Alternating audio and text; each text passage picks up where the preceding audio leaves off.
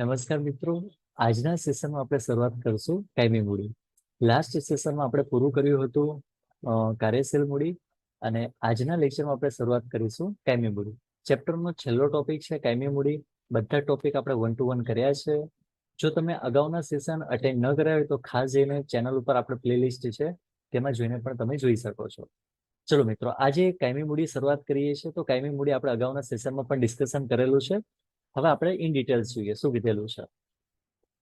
કાયમી મૂડી એટલે લાંબા ગાળાની મૂડી કે જે સામાન્ય રીતે 5 વર્ષ કે તેથી વધુ સમય માટે ધંધામાં રોકાયેલી છે. એટલે કીધું કે લાંબા સમયગાળા માટે જે વસ્તુની ખરીદી કરો છો એ બધી કાયમી મૂડીમાં આવે. હવે કાયમી મિલકતો એટલે શું? તો કે જમીન છે, મકાન છે, યંત્ર છે, પ્લાન્ટ છે, ફર્નિચર છે, આ બધી લાંબા ગાળા માટે ખરીદો છો. તો આ બધાનું અસ્તિત્વ લાંબા ગાળા માટે હોય તો એને આપણે શું કહી દેવાય? કાયમી મૂડી કહી દેવાય. ચલો, હવે લાક્ષણિકતા છે. તો પહેલું છે લાંબો ગાળો. કાયમી મૂડી લાંબા ગાળા સુધી એટલે કે 5 વર્ષ કે તેથી વધુ સમયગાળા માટે ધંધામાં રોકાયેલી હોય છે. એને શું કહેવાય છે? કાયમી મૂડી કહેવાય છે. વિવિધ પ્રકારના ધંધાનું જુદું જુદું પ્રમાણ. કીધું ને કે તમારા ધંધા ઉપર નક્કી રહેશે. જેવો ધંધો હશે એવી કાયમી મૂડીની જરૂરિયાત રહેશે. જો કોઈ મોટો ઉદ્યોગ હશે તો ભારે યંત્ર સામગ્રી, રાસાયણિક ઉદ્યોગમાં કાયમી મૂડીનું પ્રમાણ વધુ હોય, જ્યારે વેપારી એકમમાં કાયમી મૂડીનું પ્રમાણ કેવું હોય? ઓછું હોય. ઘટકો. કાયમી મૂડીમાં કઈ કઈ બાબતોનો સમાવેશ થાય? જમીન, મકાન, પ્લાન્ટ, યંત્રો, વાહનો, ફર્નિચરો. આના સિવાયની પણ લાંબા ગાળા માટે તમે વસ્તુની ખરીદી કરો છો એ બધી કાયમી મૂડીની અંદર આવશે. ચલો, તરલતા ઓછી. આ પ્રકારની મૂડી લાંબા ગાળાના સમય સુધી કાયમી મિલકતોમાં રોકાયેલી હોવાથી સરળતાથી તેનું રોકડમાં રૂપાંતર થતું નથી. માટે તેને તરલતાનું પ્રમાણ કેવું છે? ઓછું છે. જો ઝડપથી રોકડમાં રૂપાંતર થઈ જાય ને તો તરલતા વધુ છે. પણ જો તમારે તરલતા એટલે કે રોકડમાં રૂપાંતર ન થતું હોય તો એની તરલતા ઓછી છે તેવું કહી શકાય. નથી એવું ન કહી શકાય. ભવિષ્યમાં કાયમી મૂડી છે તમે વેચશો તો એમાંથી રોકડ તો પ્રાપ્ત થવાની જ છે. ચલો, કાયમી મૂડી કાયમી મિલકતોમાં રોકાયેલી હોય છે અને કાયમી મિલકતો લાંબા ગાળાની હોય છે અને તેનું જોખમ પણ વધારે હોય છે. કોઈ ખોટી મશીનરી, ખોટા યંત્રો, પ્લાન્ટ ખરીદી જાય તો ઘણું બધું નુકસાન એક સાથે થઈ શકે છે.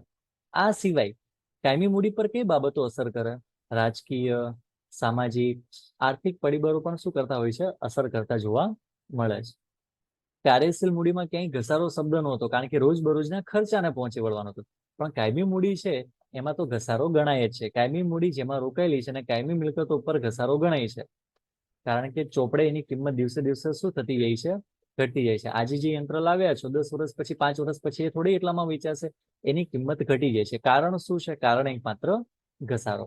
અને પ્રાપ્તિ સ્થાનો. કાયમી મૂડી ક્યાંથી લાવી શકાય છે? ખાસ કરીને ધંધાના માલિકો, ધંધાના સ્થાપકો એટલે કે CEO, વિવિધ પ્રકારની જામીનગીરીઓ, નાણાકીય સંસ્થાઓ અને નફાનું પુનઃરોકાણ જે છે ત્યાંથી આપણને કાયમી મૂડી પ્રાપ્ત થતી જોવા મળે છે. ખાસ યાદ રાખજો, એના બધા પ્રાપ્તિ સ્થાનો આપેલા છે અને સાથે 7 લાક્ષણિકતાઓ છે. ખૂબ સરળ છે. ચલો, ક્વિક રિવિઝન કરી નાખીએ ફટાફટ. પેલું છે લાંબો ગાળો. વિવિધ પ્રકારનું ધંધામાં જુદું જુદું પ્રમાણ, ઘટકો, તરલતા ઓછી, જોખમ, ઘસારો અને પ્રાપ્તિ સ્થાનો. હવે જેમ આપણે કાર્યશીલ મૂડીમાં લક્ષણો પછી તેને અસર કરતા પરિબળો જોયા હતા, એ જ રીતે કાયમી મૂડીમાં પણ તેને અસર કરતા પરિબળો છે.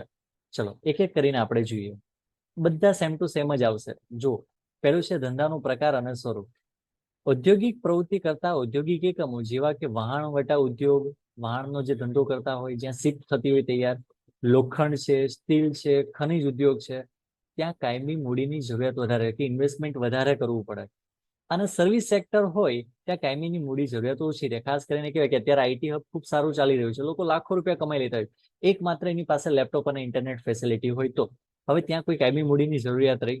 સિમ્પલ એક લેપટોપ સારામાં સારું લેવા જાવ તો ₹1,00,000 આવે. એનાથી વધારે રોકાણ થયું કાયમી મૂડીનું નહીં. પણ તમે કોઈ લોખંડનો ધંધો ચાલુ કરો છો તો લોખંડના ભાવ પ્રમાણે જોવા જાવ તો તમે 1 ટને લોખંડ ન ખરીદી શકો. તો આવો પ્રશ્ન થાય છે. પછી છે એકમનું કદ. નાના એકમના કદમાં મોટા કદના ઔદ્યોગિક એકમો કરતા કાયમી મૂડી કેવી રહે? ઓછી રહે. જેટલો ધંધો નાનો એટલો કાયમી મૂડી ઓછી, જેટલો ધંધો મોટો એટલે કાયમી મૂડી વધારે. એવું તો તમને પણ ખબર છે. જેમ કે ગૃહ ઉદ્યોગ, ખાંડ બનાવી, સુતરાઉ કાપડ બનાવવા, ત્યાં કાયમી મૂડી ઓછી રહે. પણ જ્યાં વાહનોનું ઉત્પાદન થતું હોય તો ત્યાં કાયમી મૂડીની જરૂરિયાત કેવી રીતે હોય છે? વધારે રહેતી હોય છે. ચલો, માલિકી અને ભાડા પટ્ટાનો ઉપયોગ.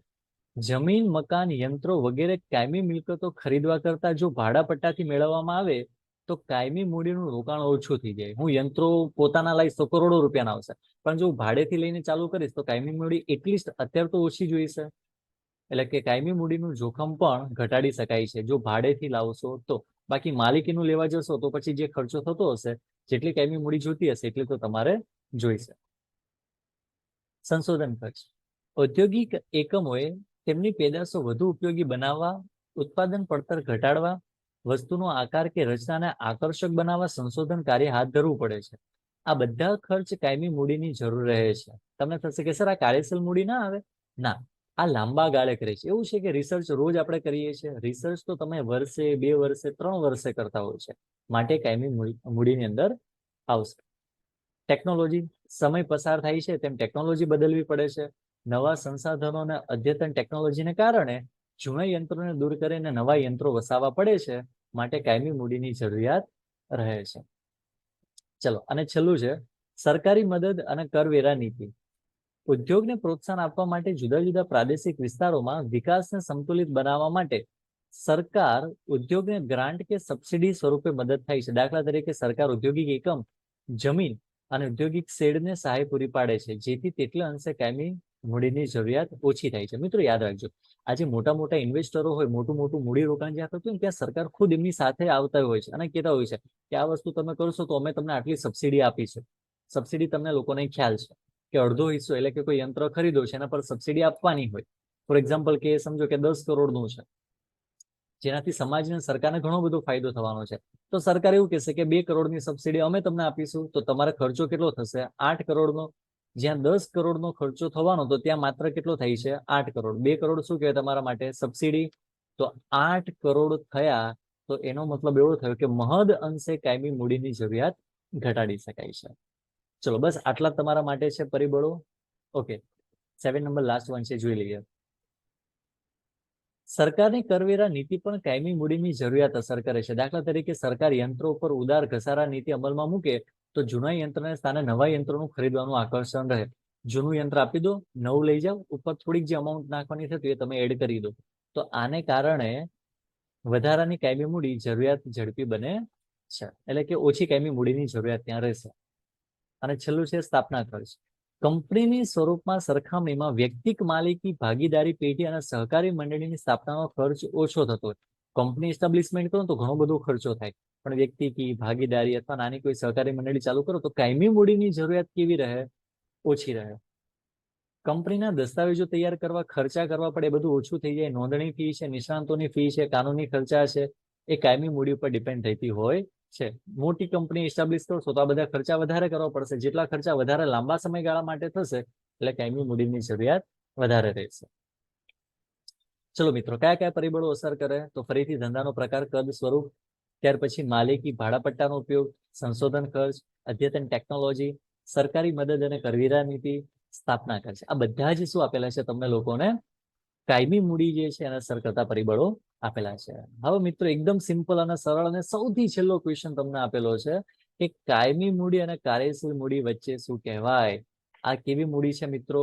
તો આપણને ખ્યાલ છે, લાંબા ગાળે જરૂર પડે. જ્યારે કાર્યશીલ મૂડી કેવી હોય? રોજ બરોજ આપણને જરૂર પડે. ચલો, એક સરસ નાનો તફાવત જોઈ લઈએ. પહેલો, કાયમી, કાર્યશીલ. અર્થ: કાયમી મિલકતો જેવી કે જમીન, મકાન, યંત્રો, ફર્નિચર વગેરે કાયમી મિલકતો છે, તે તમને ખ્યાલ જ છે. ચાલુ મિલકતોમાં શું આવે? તો કે કાચો માલ, તૈયાર માલનો સ્ટોક, દેવાદાર, લેણી હુંડી વગેરેનો સમાવેશ કાર્યશીલ મૂડીમાં થાય છે, જે આપણે વ્યાખ્યા ટાઈમે જ આપણે તૈયાર કરી દીધી. માટે જરૂરથી તમે લોકો યાદ કરી લેજો. સમયગાળો: કાયમી મૂડી કેવી હોય? લાંબો, એટલે કે 5 વર્ષ કે તેથી વધારે. અને કાર્યશીલ મૂડી કેવી હોય છે? ટૂંકા ગાળે, એટલે કે રોજબરોજ. ઉપર જ હમણાં આપણે હેડિંગ લખ્યું હતું.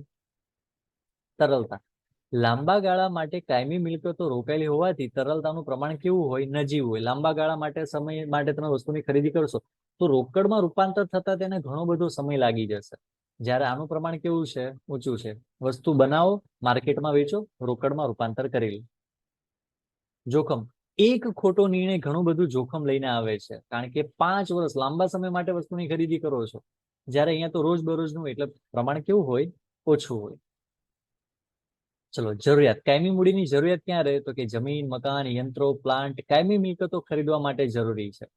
જ્યારે કાર્યશીલ મૂડીની જરૂરિયાત ક્યાં રહેતી હોય છે? રોજબરોજના ખર્ચા, જેવા કે મજૂરી છે, વેતન છે, કાચો માલ ખરીદવો છે, નાની મોટી એડવર્ટાઇઝમેન્ટ કરાવી છે, તો ત્યાં એના કાર્યશીલ મૂડીની જરૂરિયાત રહેતી હોય છે.